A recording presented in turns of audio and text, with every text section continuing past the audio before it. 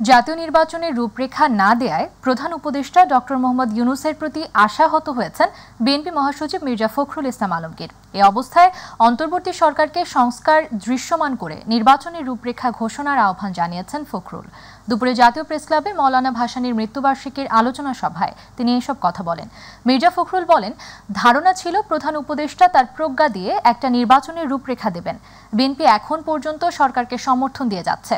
শিক্ষার্থীদের সাথে কোনো দূরত্ব তৈরি করা যাবে না উল্লেখ করে মির্জা ফখরুল বলেন, দেশ যাতে কোনো অনিশ্চয়তার পথে না যায় সেদিকে সবার লক্ষ্য রাখতে হবে।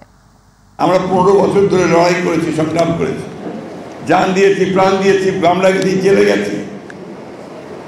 তারপরে বলেন আপনার যে শেষ লাঠিটা গোলে কে মেরেছে?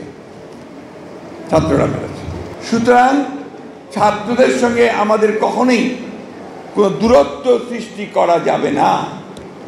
সবসময় মনে রাখতে হবে এরা তরুণ, এদের অনেক উদ্দীপনা। আমরা যখন ছাত্র ছিলাম আমরা তো এরকমই ছিলাম।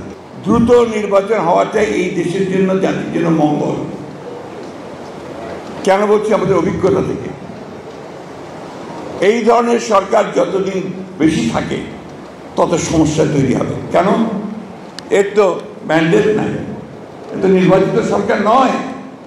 এর পেছনে শক্তিটা কোথায়?